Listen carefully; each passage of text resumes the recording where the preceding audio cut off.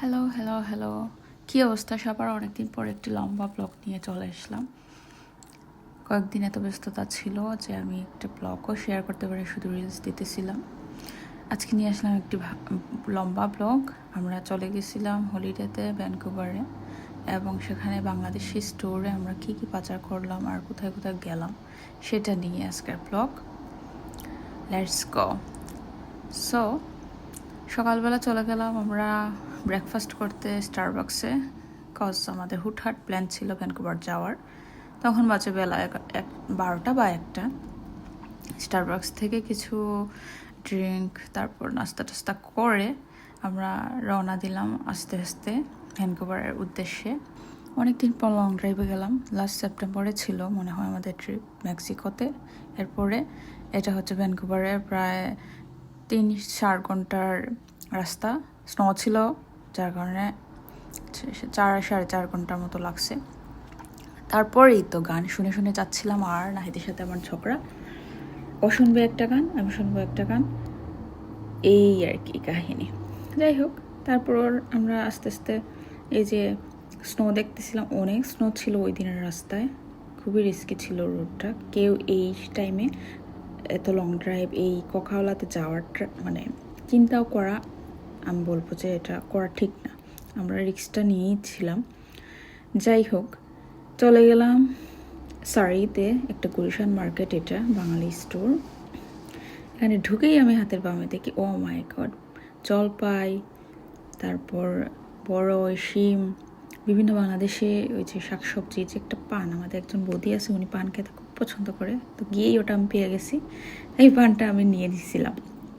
এদিকে নাহিদ আবার বলতেছে ও নাকি আইন মাছ পছন্দ করে, ও এটা নিবে, তারপর এটা নিয়ে নিল। আমি দেখতেছিলাম আইন মাছের হাইটটা কি আমার সমান নাকি, জাস্ট কিডিং গাইস। অনেকগুলো মাছ দেখতেছিলাম। এদিকে দেখে আবার ইলিশ মাছ দেখে তো খুব লোভনীয় লাগতেছিল, কিন্তু ওরা বললো যে এটার ভেতরে ডিম হবে। ইলিশের ডিম থাকলে আবার ইলিশ মাছ খেতে খুব একটা মজা নেয়। এদিকে দেখতেছি আবার বাংলাদেশি বিভিন্ন ওই যে পিঠা আছে না, ওগুলো ফ্রোজেন করে রাখছে।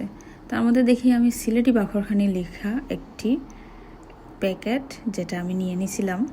মানে সিলেটি বাখরখানি মিষ্টি পরোটা সামথিং, ওরা এটাও সেল করে। এদিকে আবার দেখি চিতই পিঠার ওই যে পাতিলটা, ওইটাও পাওয়া যায়।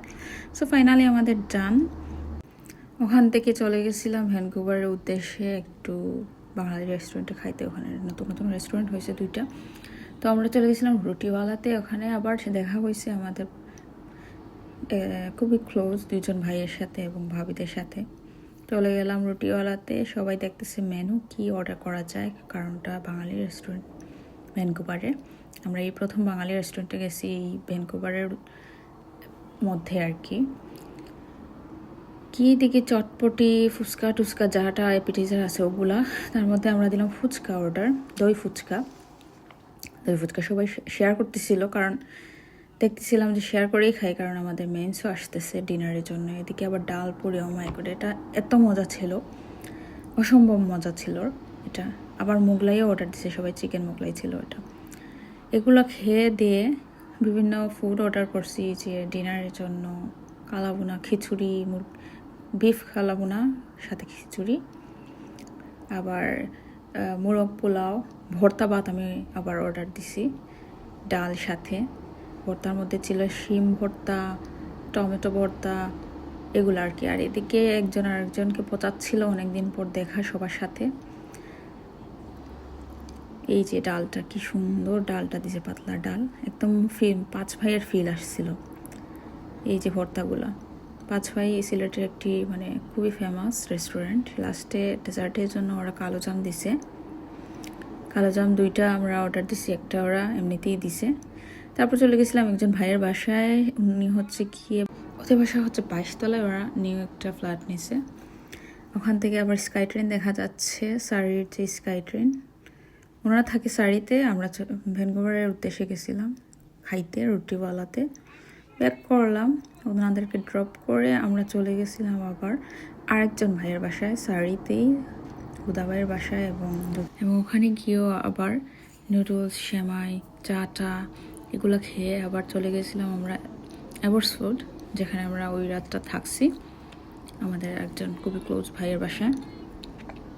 ওনাদের একটা পিচ্চি ছিল, এটা হচ্ছে শোভন ভাই, ওনাদের বাসায় গেছিলাম। তারপর সকালবেলা যখন চলে আসতেছিলাম ওনারা আমাদের জন্য ব্রেকফাস্ট রেডি করতেছিল, খুবই মজার বাংলাদেশি একটা ব্রেকফাস্ট খেয়ে রওনা দিলাম ক্যামলপসের উদ্দেশ্যে। এই ছিল আমার ভ্যানকুভার ট্রিপ।